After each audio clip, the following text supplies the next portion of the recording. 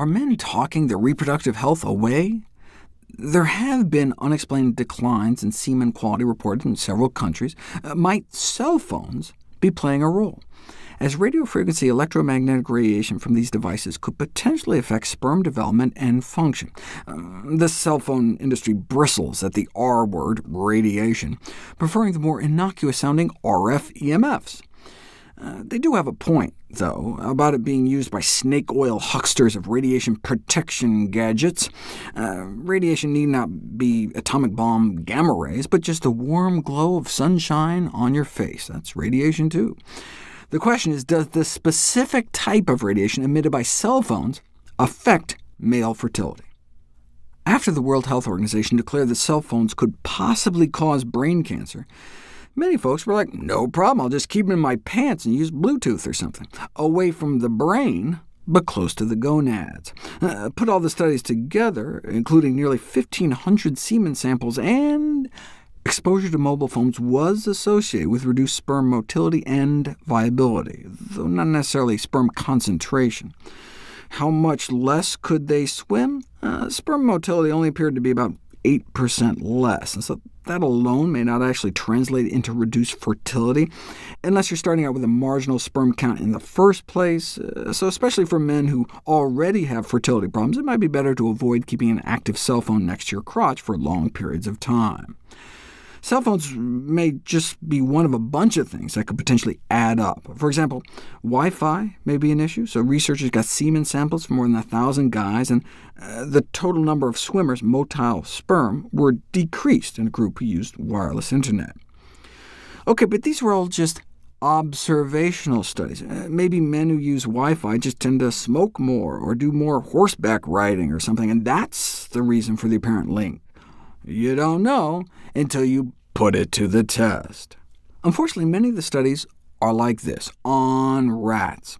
So while the microwaves emitted from a cell phone do not appear to affect rat testicles, it can be argued that you can't necessarily extrapolate from these animal models since, for example, their scrotums are non-pendulous, meaning their testicles are more inside their bodies rather than out swinging around. So, at least until proven otherwise, it's recommended that men with fertility issues may not want to keep their cell phones in their front pants pocket in close proximity to their testicles. Even when not in use, cell phones emit radiation to keep pinging their location, though the main exposure is during talk mode, where it may still remain in the pocket thanks to headsets these days. And then what happens when you have it in proximity to other common metal objects? Here's a cross-section at crotch level. There's the phone. You may have a metal zipper, key ring in your pocket. When all three objects were added, the SAR, the amount of radiation absorbed into the testicles, was generally increased, even approximately doubled. But that's only a problem if the radiation does actually damage sperm. How hard is it to just design a study where you just wave a cell phone over some human sperm in a petri dish to see if it's an issue? And here we go. Significantly more DNA fragmentation in sperm exposed to cell phone radiation, starting within an hour of exposure. Such a dramatic effect that they suggest women might not want to pocket their cell phones for a few days after trying to get pregnant so as to not put the sperm at further risk.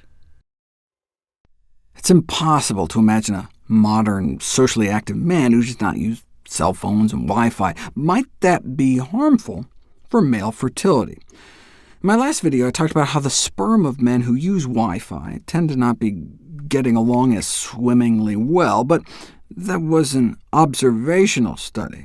We don't really know if Wi-Fi actually damages sperm until you put it to the test. The title kind of gives it all away, but basically, this was the first study to evaluate the direct impact of laptop use on human sperm.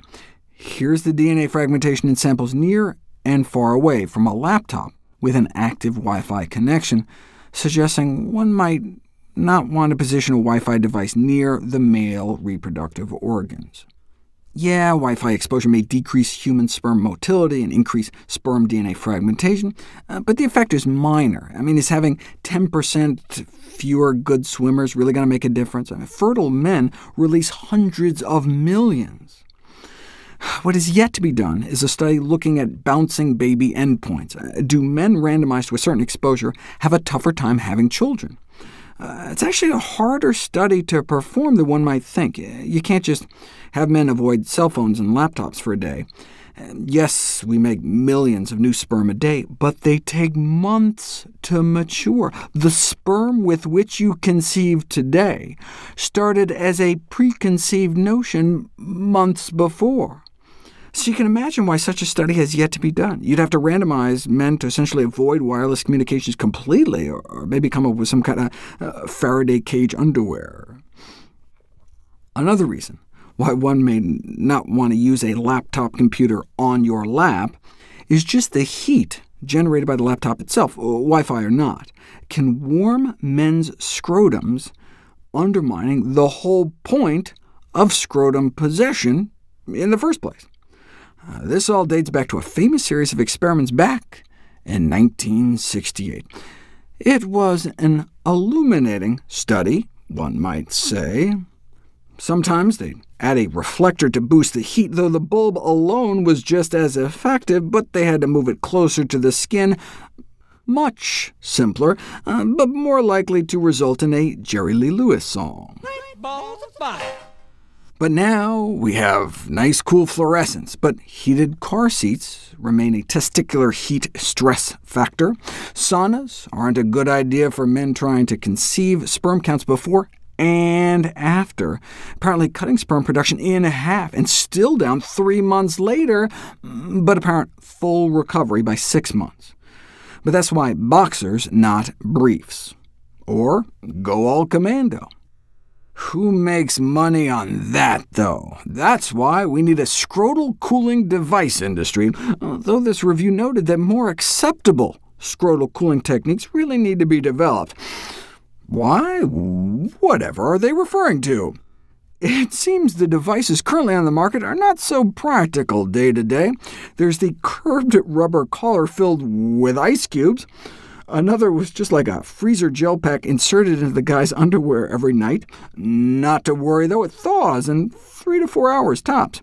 Holy snowballs, Batman. Do not, I repeat, do not put an ice pack on your scrotum. A few frozen peas and carrots, and you can frostbite yourself.